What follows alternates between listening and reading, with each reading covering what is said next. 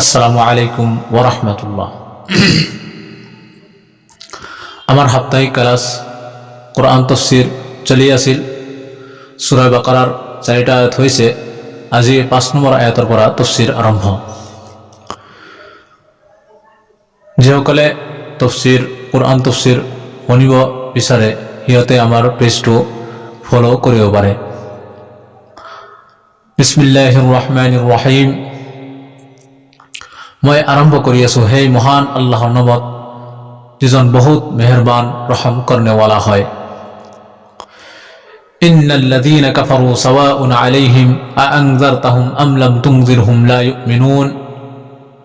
নিশ্চয় সেইবিলাক মানুহ যিবিলাক মানুহে শিৰিক কৰিছে, কুফৰ কৰিছে, সিহঁতক আপুনি ভয় দেখুৱাওক বা ভয় নেদেখুৱাওক, একেই বৰাবৰ সিহঁতে ইমান নাআনে।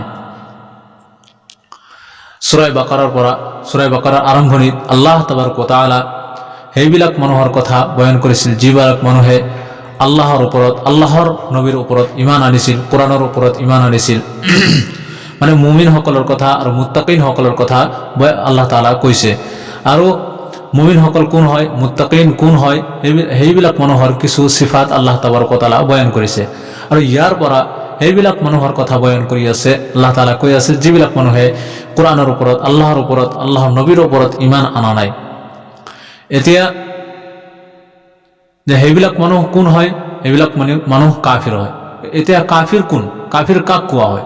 কাফিৰ কোৱা হয় যিবিলাক মানুহে আল্লাহৰ নবী যি কথা, যি খবৰ লৈ আহিছে আৰু সেইটো ইয়াকিনী হিচাপে সাবিত, দলিলীয়া কতঈৰ দ্বাৰা সেইটো সাবিত আৰু সেইটোৰ ওপৰতে ইমান আনা নাই, সেইবিলাক মানুহক কাফিৰ কোৱা হয়।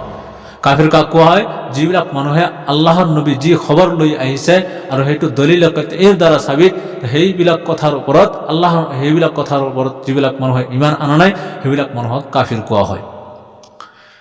ইয়াৰ পৰা আল্লাহ তাবাৰক ওয়া তাআলা কাফিৰসকলৰ কথা বয়ান কৰি আছে, মুশৰিকসকলৰ কথা।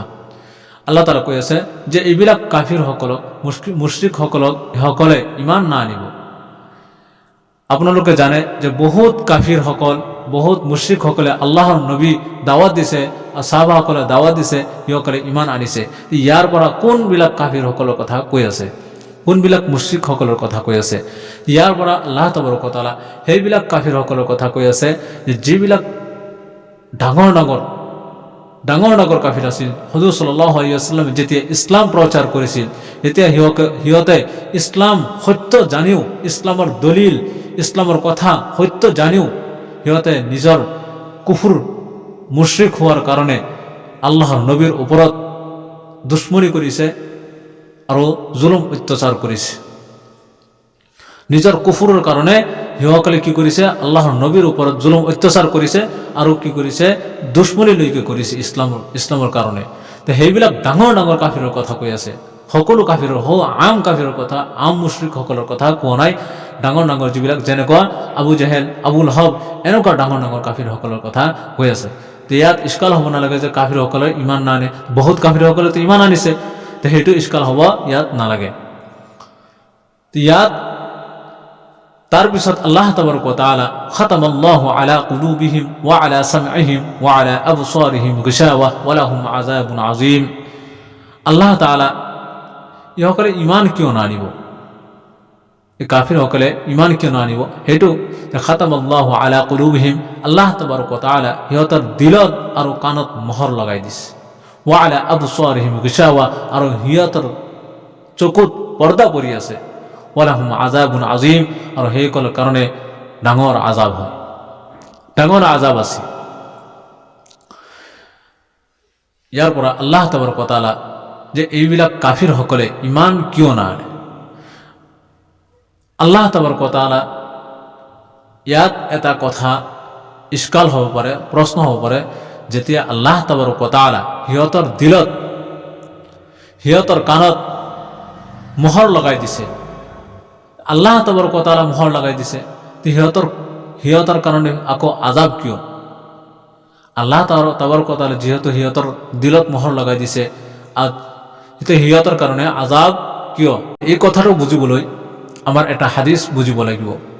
সেইটো হৈছে যে আল্লাহ তাআলার নবী হুজুর সাল্লাল্লাহু আলাইহি ওয়াসাল্লামে এটা হাদিস বর্ণনা করেছে, হাদিস বয়ান করেছে যে যেতিয়া এজন মানুহে এটা গুনাহ কৰে তার দিলত এটা কোলা দাগ হয়ে যায়, যেতিয়া দুটা গুনাহ করে তার দিলত দুটা কোলা দাগ হয়ে যায়, যেতিয়া তিনিটা গুনাহ করে তিনিটা কোলা দাগ হয়ে যায়।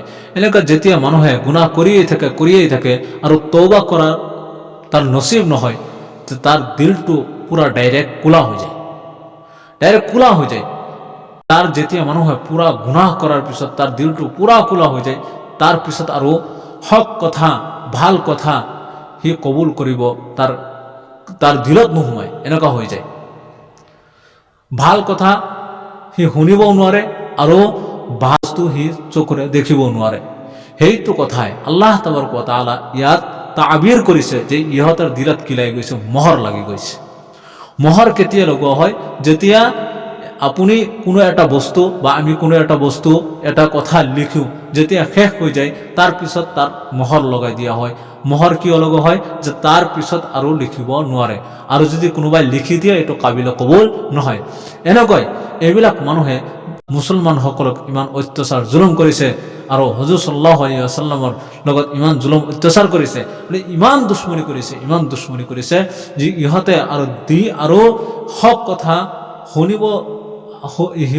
সিহঁতে শুনিবও নিবিচাৰে আৰু ভাল কথা ভাল বস্তু সিহঁতে দেখিবও নোৱাৰে। সেই কথাটো আল্লাহ তাবাৰক ওয়া তাআলা কৈছে যে সিহঁতৰ দিলত কি লাগি গৈছে, মোহৰ লাগি গৈছে আৰু চকুত পৰ্দা কৰি গৈছে। এতিয়া ইছলামে যে কথা কয়, ইছলাম যে এটা সত্য, এইবিলাক সিহঁতৰ সত্য জানাৰ পিছতো এইবিলাক কবুল কৰাৰ সিহঁতৰ কি নাই আৰু নসিব নাই। যেতিয়া মানুহে এই দুনিয়াত গুনাহ কৰে আল্লাহ তাআলা আযাবটো কি দিব, আখিৰাতত দিব। এই দুনিয়াত যেতিয়া মৰি যাব তাৰ পিছত আখিৰাতে জিন্দগি যেটো আৰম্ভ হ'ব, সেইটো জিন্দগি কি দিব, সেইটো যেতিয়া তাৰ হিসাব কিতাব হৈ যাব তাৰ দুজখ তার সাজা দিয়া হ'ব। কিন্তু কিছু বস্তু আছে যেটোর সাজা এই দুনিয়াতে দিয়া হয়, কিছু সাজা এই দুনিয়াতে দিয়া হয় আর কিছু আখিৰাতৰ সাজা তো আছেই, কিন্তু কিছু সাজা ইয়াতো দিয়া হয়। সেইটো যিবিলাক কাফিৰ সকলে ইছলামৰ ওপৰত মুছলমানৰ ওপৰত অত্যাচাৰ জুলুম কৰিছে আৰু ইহঁতৰ কুফৰৰ কাৰণে ইছলামৰ মুছলমানৰ লগত আল্লাহৰ নবীৰ লগত দুশ্মনীলৈকে কৰিছে, সেইবিলাকৰ কিছু সাজা এইটো যে সিহঁতৰ দিলত কি লাগি গৈছে, মোহৰ লাগি গৈছে আৰু ইছলাম ইহঁতে কবুল কৰিব নোৱাৰে, এনেকুৱা হৈ গৈছে।